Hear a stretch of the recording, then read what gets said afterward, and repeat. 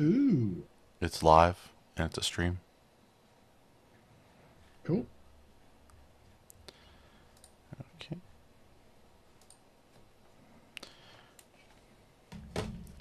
This is the Techno Buffet podcast, episode number 628, recorded Thursday, May 11th, 2023, in 5, 4, 3, 2, and 1.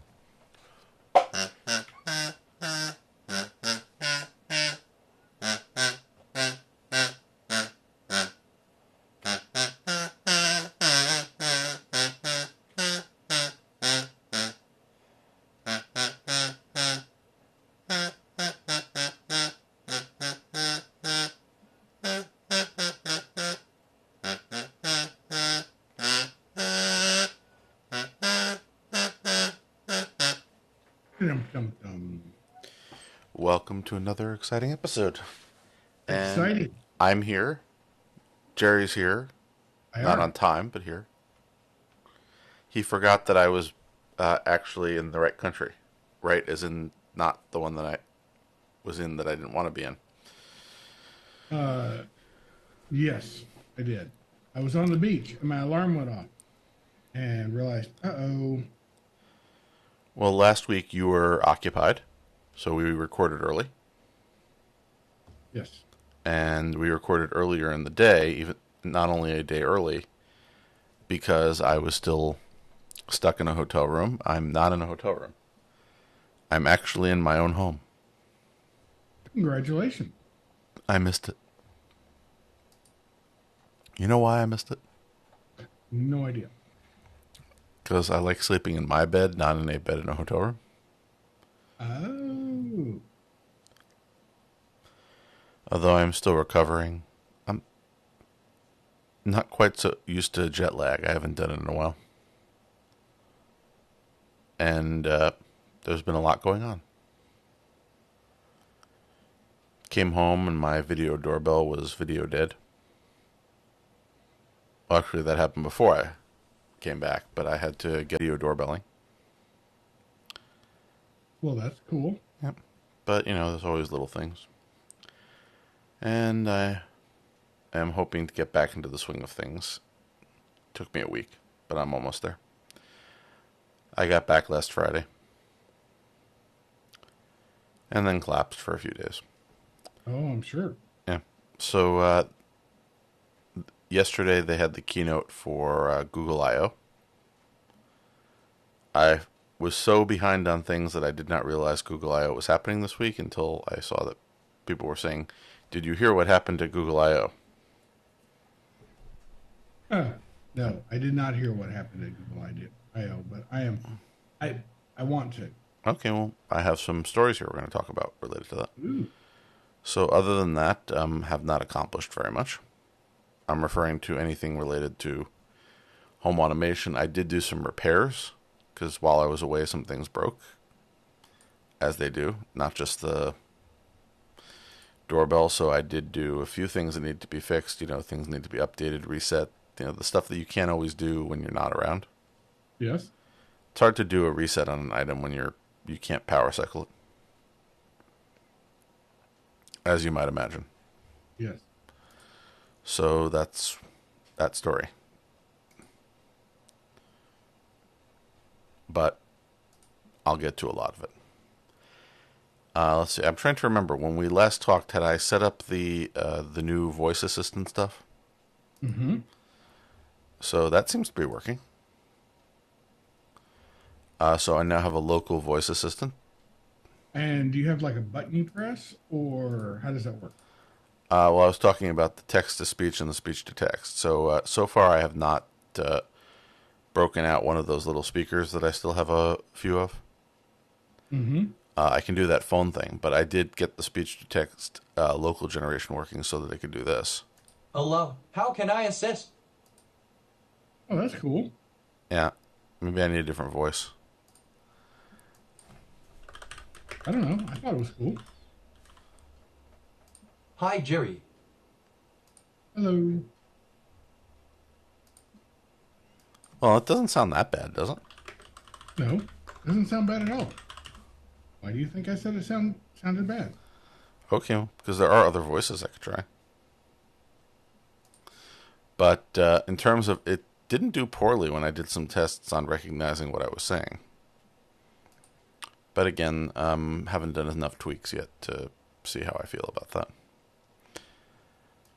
So that was pretty much, as I said, just fixing stuff. Did some updates and a few bug fixes, and getting back into some other things. And the light in my hallway failed. I'm sorry. I had one of those cough home automation bulbs, and it died. So I decided that I'm going to do a little rewiring. I'm giving up on the bulb, and I'm going to just replace the entire fixture with a flat LED fixture. Ah, And since this is one of the few places where I do not have a neutral wire in the switch, I ordered a no neutral smart switch. I'm sorry Why are you sorry? that you're part of the have-nots. You have not a neutral. In this one location, yes. That's sad. Yeah, it just means I need to do some electrical work over the weekend, and I hate electrical work. But you know what they say, sometimes you have to do things you don't like. Yep. Well, think of it this way. In order to install a light fixture, you have to take off the old light fixture, install the new one, mount it. That isn't so bad. However, if you are like me, you will turn the power off while doing that, and then your entire place will be dark and beeping the whole time. Which is That's not fun. no, but what can you do? Better get my flashlight. Also, I sort of blame the people who wired this place for the fact that the bathroom, the hallway, part of the bedroom, and part of the living room are on the same circuit.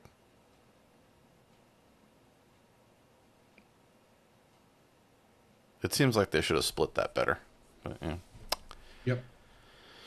It is what it is. That means this is the line that has all the servers on it.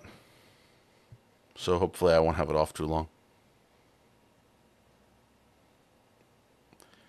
Anyway, we'll see how that works for next week. But it's the last non-smart switch on this level. And the last one of those non-LED light fixtures.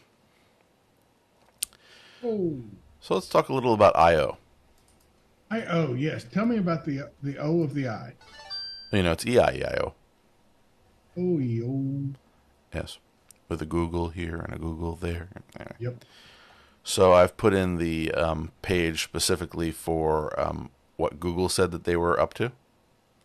Yep. So they had things like turn ideas into music. So they have all these AI tools because AI is the new hotness. Right. That, of course, includes things like turn ideas into music. So turn your text descriptions into various types of music. They had another one that I saw. Here we are. AI for making maps more immersive.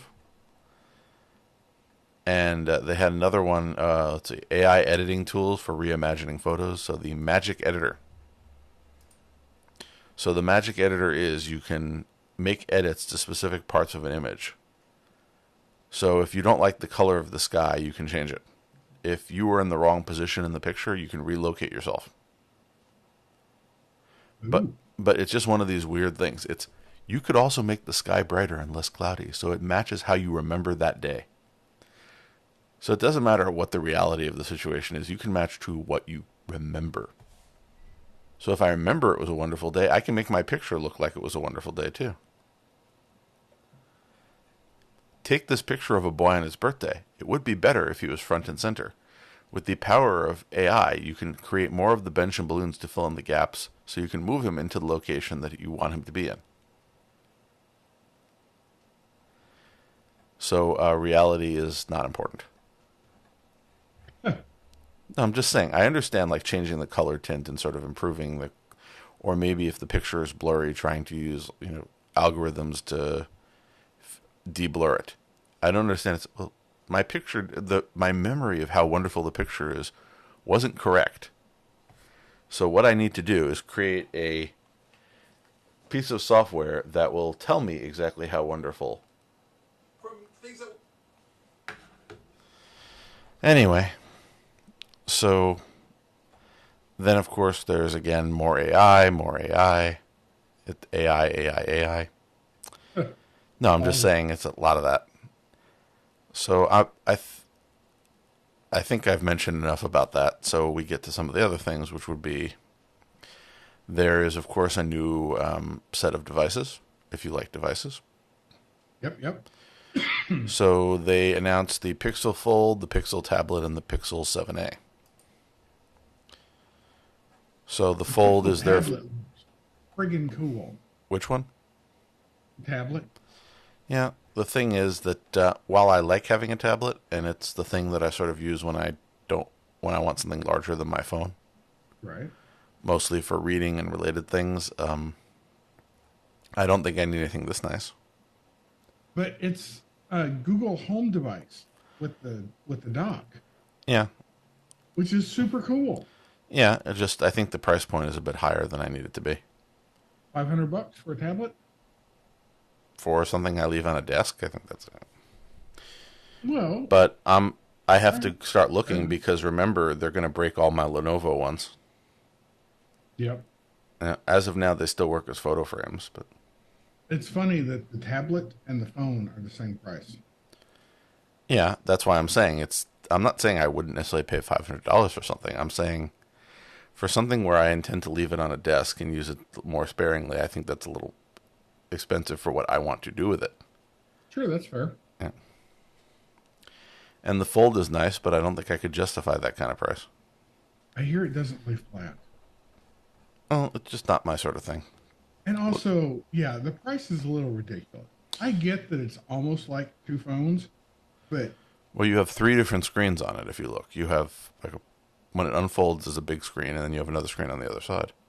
yeah, but The technology things have to start expensive and get cheaper later as the technology matures. So you never know if someday they might be able to afford to give you something within a reasonable price range. I mean, it is cool that it comes with a tensor built in.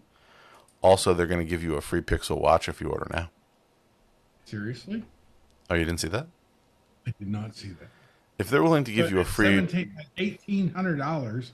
Yeah, I'm saying we're not necessarily the market. Admittedly, it has nothing to do with anything other than the fact that it's a much more high-end device than either of us necessarily needs, even though we may admire it. Ooh, man.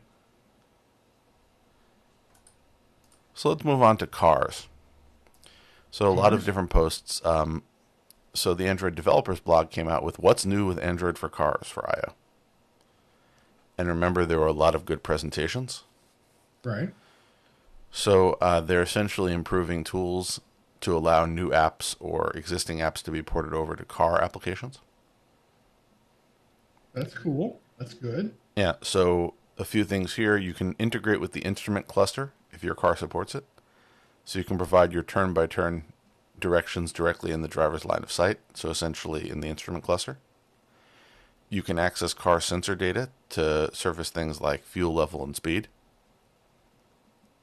That sounds interesting. It is. I think that adds a whole new type of Android Auto app that is possible. Well, I want an app that can read that information and store it for me.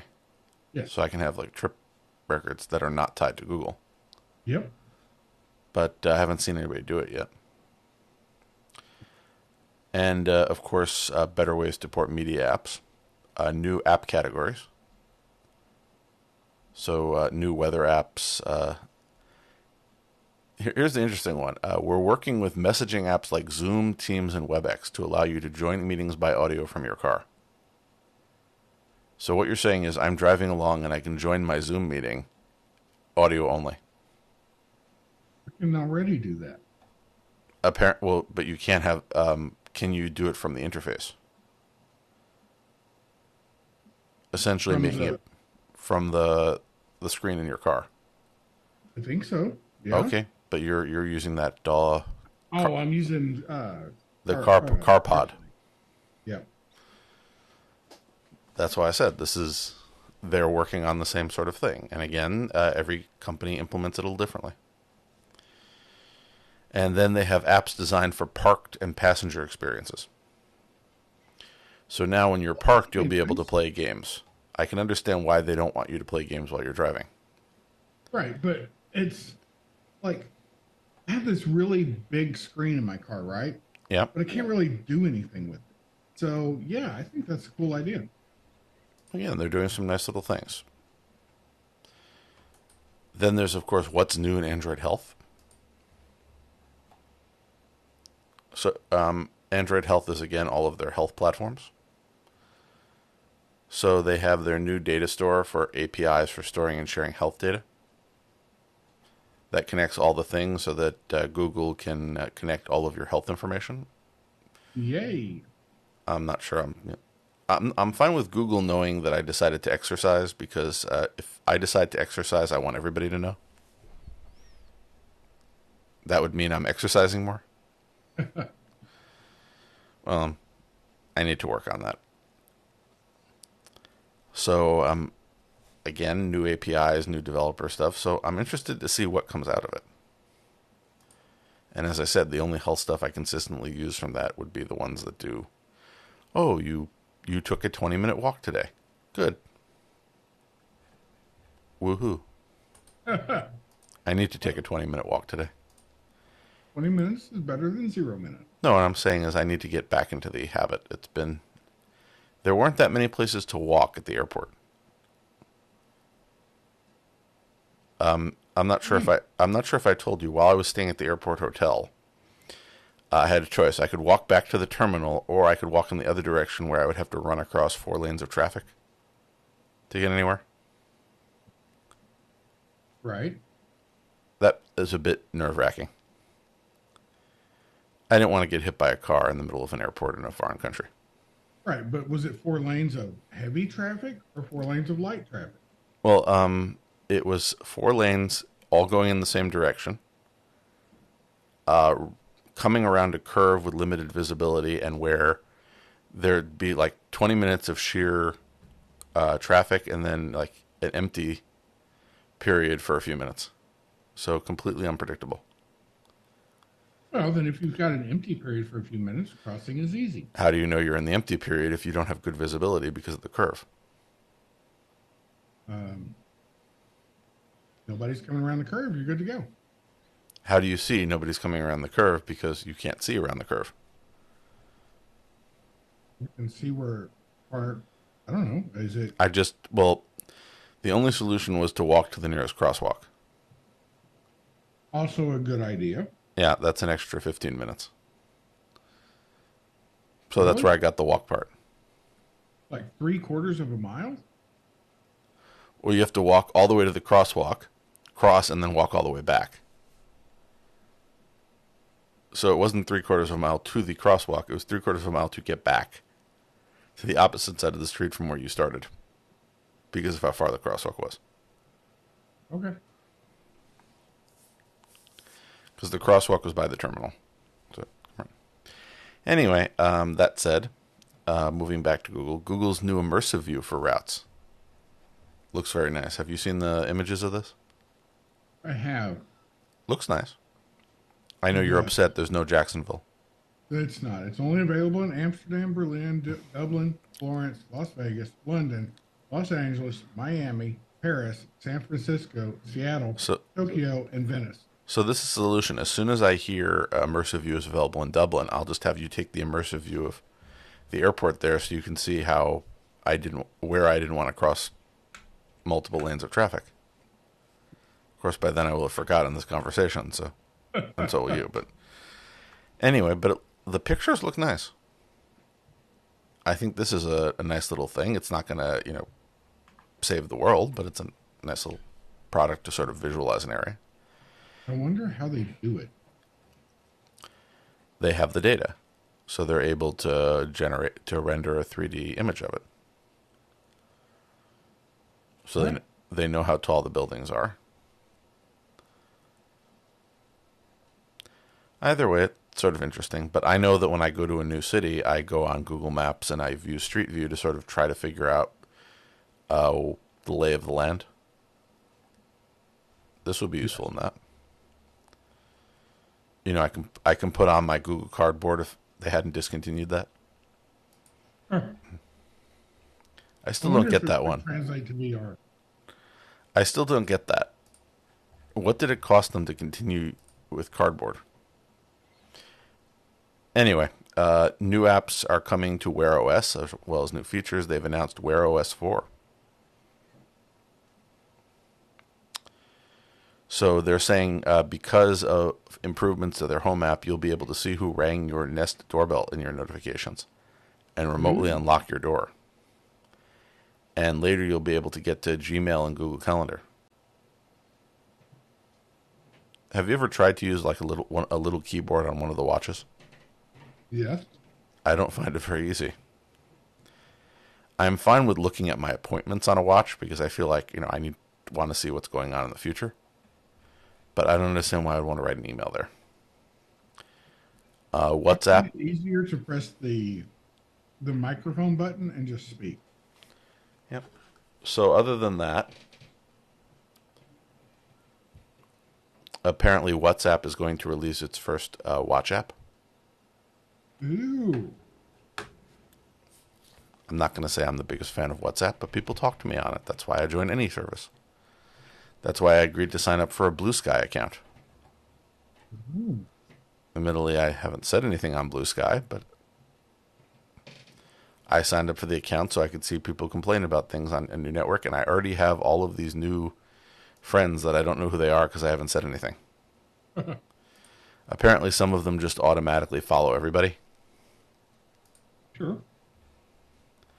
Yeah, so I'm being followed by, Sketchy News. Apparently, Sketchy News follows everybody.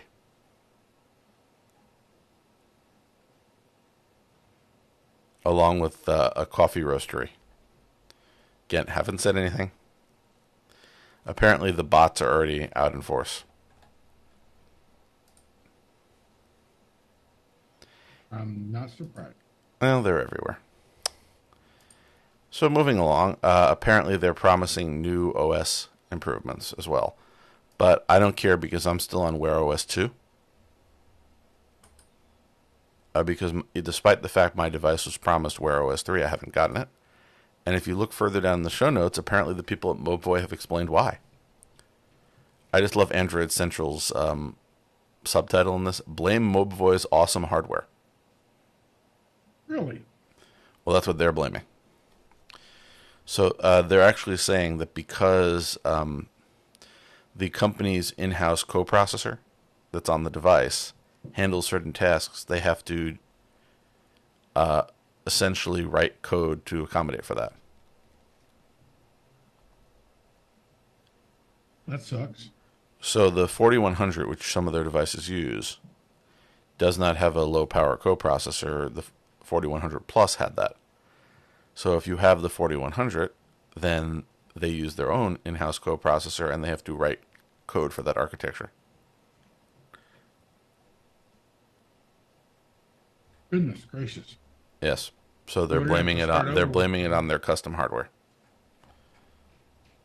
Now the thing is, that does make sense. yeah, but it's been a while. I'm surprised their custom hardware is taking this long, but fine. Anyway, moving on. Software for their custom hardware. Yeah. So moving along, they announced some things in the Android ecosystem. So we have the foldable stuff, such as the Pixel Fold and the other folds. We have the best of Android on your TV. So they've announced that Android TV OS is now the #1 streaming platform worldwide by shipments. Interesting. I happen to like the Android TV OS or Google TV or whatever you call it this week. Really? What you're talking about compared to Roku? Yeah. Lately, yes. And of course, now we have the Android TV remote integration in Home Assistant. which I really have to take advantage of. I have the bookmark for the component and how to configure it just sitting up on my browser tabs. Need to work on that project too. Interesting. Well, there's always things to do. So they're continuing to try to integrate and make devices work better together. And of course, AI. I'm just going to keep saying that. That should be the title of the episode. AI. I was going to go with AIAIO, but okay. That's funny. You know, with a chat GPT here and a chat GPT there. Here a bard, there a bard. Anyway. Old McGoogle had a bot. Anyway. I'm tired still. So the other thing, of course, was always the usual safety and privacy. So there's a new Find My Device experience. So if you lose your device, they've made some improvements. They're working on unknown tracker alerts, which we mentioned last time, that they're working with Apple and a few other partners to outline a specification for safer trackers that will not allow you to be tracked without your knowledge.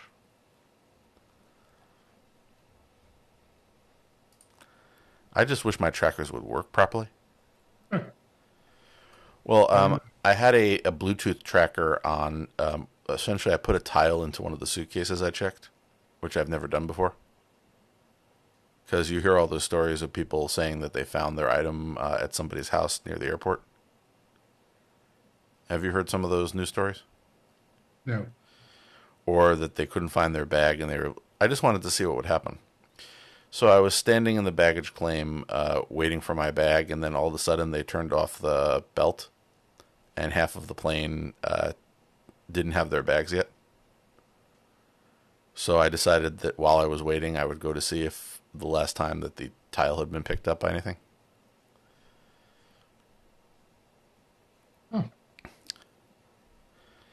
By the way, it turned out that they had offloaded the majority of the plane's baggage onto a different belt and hadn't told anybody. It took them over 10 minutes to come and say, anybody who's waiting for their bags to come out, they've been sitting over there for 10 minutes. Anyway, that's a whole different problem. So let's see what else we have here. Wear OS has one game-changing feature. Which is what? And I have a few different stories that I put into show notes about this. It's watch face format. Oh, the XML stuff. So they've partnered with Samsung to come up with a declarative XML format to design the appearance and behavior of watch faces. So no more code. So people can come and essentially design watch faces without needing to code them, but take advantage of all of the little tricks that people like make this a clickable area or make this provide this information. So it takes care of the logic, so all you have to do again. Excellent. Yeah, the only thing is, do you need an OS update for that, or can you get it as software? Oh, you can apparently create watch faces for both Wear OS 3 and 4, so I'm out of luck. Nice. No, nice is I'm still out of luck. Why? Because I still have 2, because my watch was made by such an awesome company, remember? We just talked about it. Anyway, moving along, Roku. Remember those guys? They announced a home monitoring system with a keypad for $99. So their little monitoring system is 2 entry sensors, a motion sensor, a keypad, and a hub with a siren. Yay. And guess who they partnered with to develop it?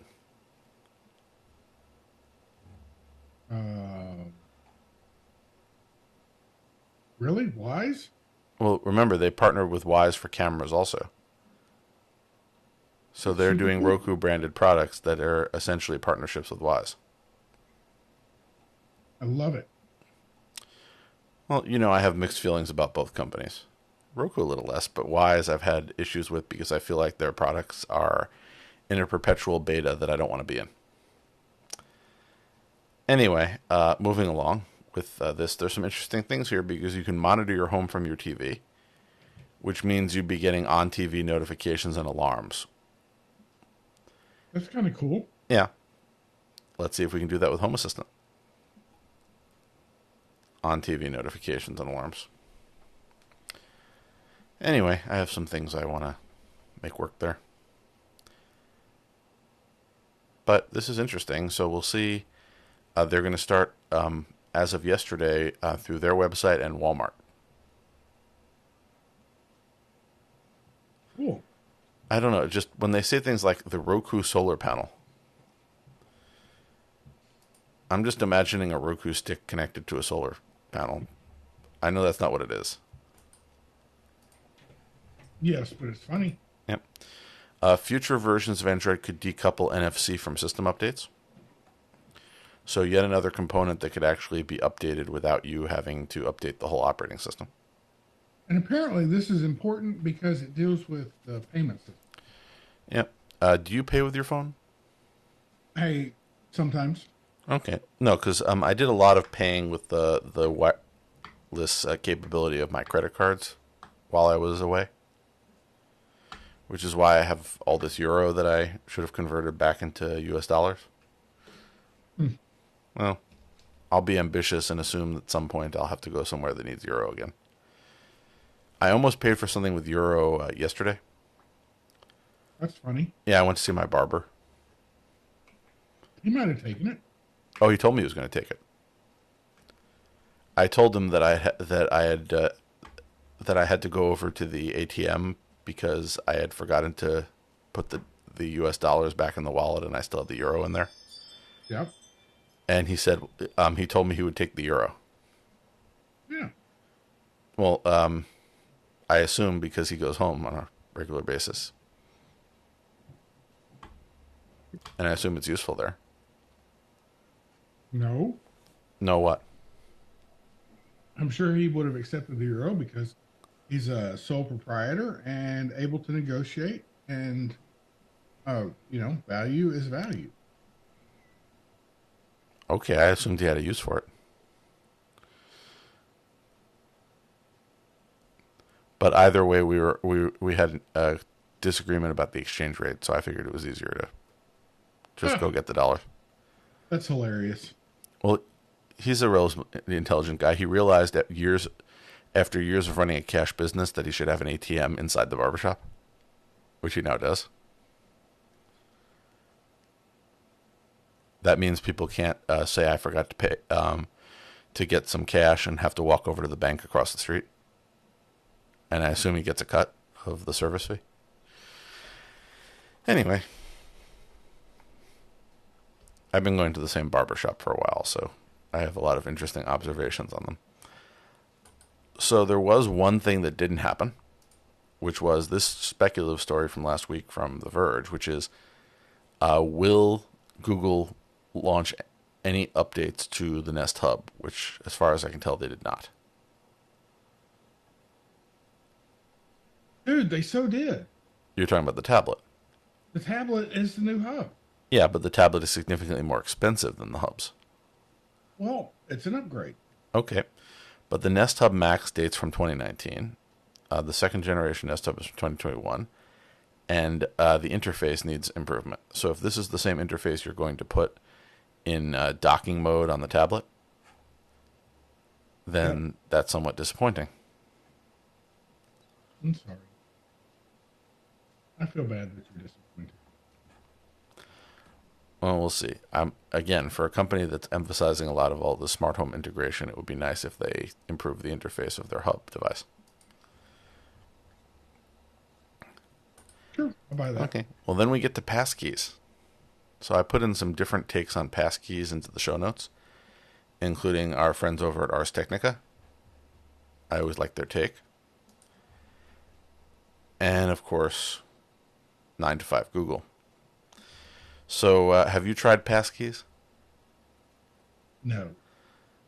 Neither have I, because I have a password vault. I didn't feel I needed to rush on this. Also, I'm not a Chrome user, and so sometimes Firefox does not implement the latest and greatest Google thing. But the idea is, again, that devices have unique ways of logging in. So these are passkeys based on device. So you can have your Pixel device or your other device have the passkey. You can have your hardware So we'll see.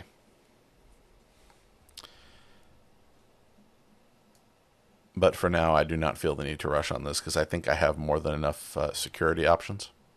Yes. But it is interesting that the world is going to be, let's just say, password free according to Google. Yeah, I don't know about that. Neither do I. It would be nice, but See, my favorite is, and I just did it again, passkeys aren't allowed on this account. so crazy. Yeah, it's always nice that, when you... remember, for years I was a free customer. I am now a paying customer of Google Workspace. I still don't get anything more. Although I should go in there and see, do I have to enable anything to do a passkey? Because I may want to do one someday. Anyway, moving along. Here's one. Google Weather for Android is finally getting a Material You redesign. Ooh. Yes, ooh. Yep, that's all I got. Ooh. You don't like Google Weather? I never used Google Weather. Well, I like it for the Froggy. I'll buy that. How can you not like Froggy? I didn't say I didn't like Froggy. Do you like Froggy? I said I'll buy that. Yeah. Do you like Froggy though? I think He's fun. so. Well, even on the Lenovo displays that act as a photo frame, I have occasionally Froggy shows up with his like little weather skit. Yep. Like on a clear night, he's looking through his telescope at the sky, and then he has his little rain gear. And again, cute. Let's see. Oh, yes. Improving the consistency of background work on Android. So now we're getting a bit technical. Back to the Android developer blog. I should put these in a better order. I used to, if you remember. I like to like nice sections, but nobody told me that they appreciated the sections. So anyway, so they're essentially working with their partners to improve background processing. So I thought it was an interesting story to essentially talk about these new APIs that they're putting in. A requirement to declare foreground service types and request type-specific permissions. User-initiated data transfer job types.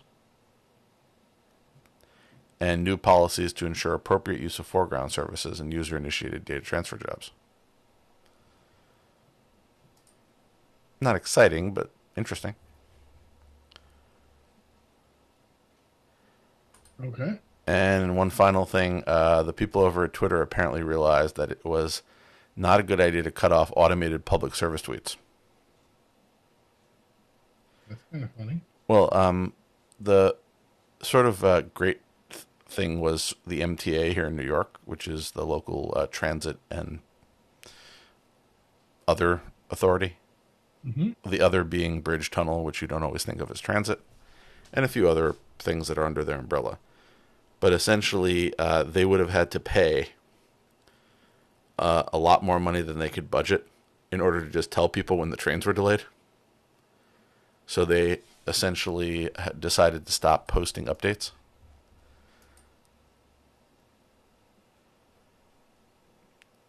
That's odd, but okay.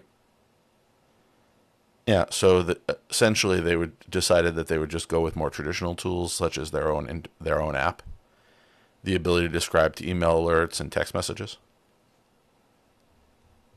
Because the cost of posting on Twitter, based on the new rates, were just So funny. yeah. But apparently, Twitter realized that it was not a good idea to turn these people off because, while maybe they don't necessarily make money for the platform, they keep users on, and users are what would hopefully make money for your platform, especially if you're doing advertisement. So they went back on that whole thing and said that verified government or publicly owned services who tweet weather alerts, transport updates, and emergency notifications may use their API for free.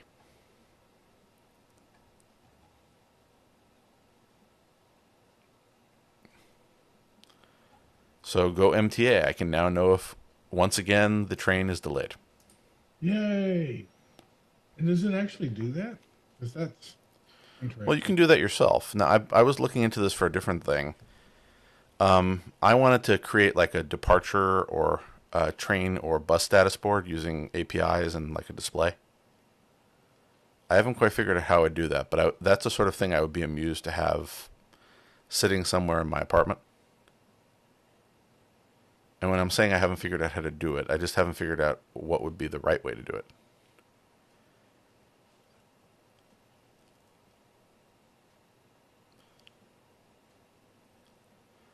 But I'm just imagining sitting here and seeing, when the next train is coming at an arbitrary station just for my amusement, as like an art project. If anybody has any ideas about that, it's again, what would the hardware be? Wouldn't mind any. But there's no problem with the data. The MTA has an API.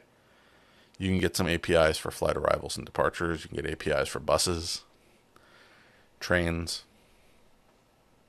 So why not? If you wanna. It's nice to watch. Like today, I'm going to imagine that my living room is, let's say, 72nd Street. There's a train coming in 4 minutes. Anyway. Again, I like visual updating wall art. It's an interesting idea. It is. So if anybody has any ideas, again, specifically my problem is what hardware. Do I like mount an old monitor on the wall and hook it up to a computer, since I have those old Livas I retired, which would probably handle it? Do I do it with... I thought about e-ink, but the cost of a large e-ink screen seems prohibitive. Do I do it like as a kiosk running just a web browser and have everything as a refreshing website? Tell me what you think. No, you, the listeners, not... Well, you can tell me too, Jerry, but I was... Not gonna. Don't want it. I'm not gonna force you. What, to force me to hear your opinion? Yep. Okay.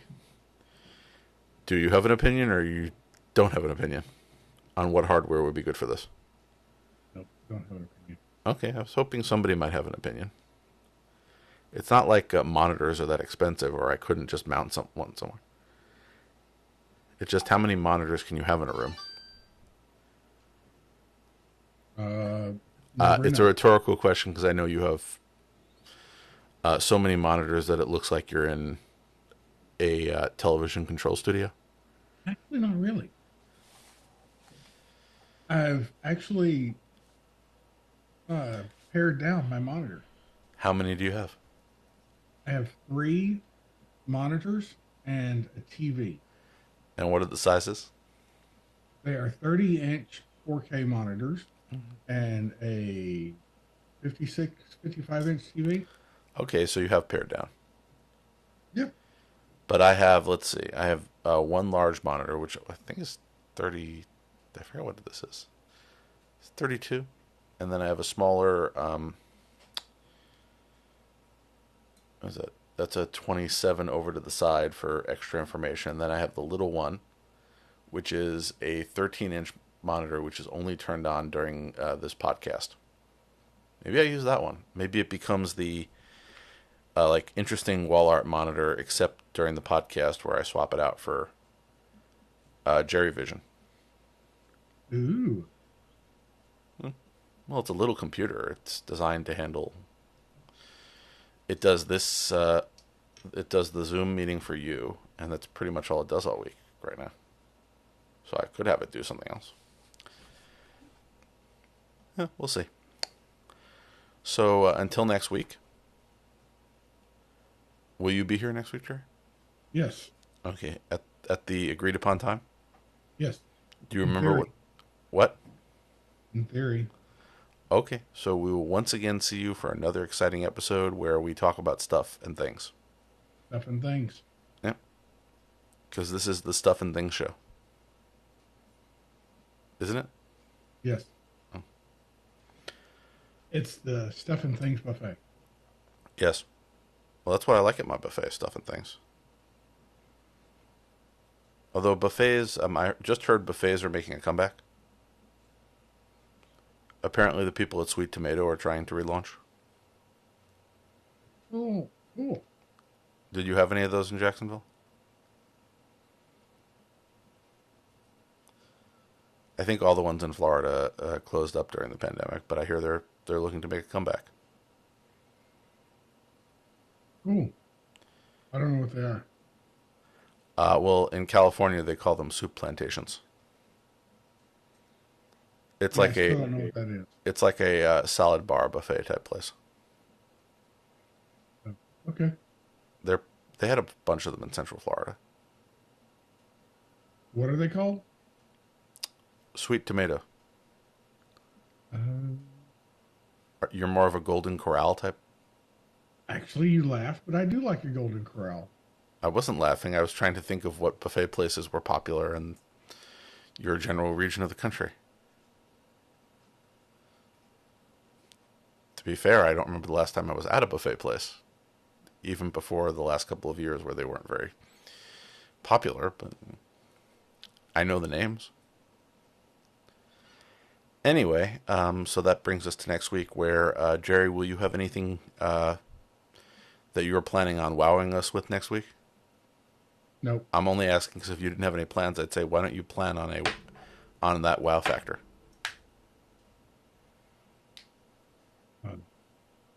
Okay. I'll try to think of something too. Although my wow factor may be that I fix all those broken things that I haven't finished fixing. Although I don't know how replacing a light switch with a new smart switch is exciting, other than the fact that it's the last one. I suppose it's exciting in a completionist sort of way. You think so? I have no more switches to replace. Cool. And hopefully no more light fixtures, because, as I said, I hate turning off the power. So until next time. Until next time. Bye, folks. Goodbye.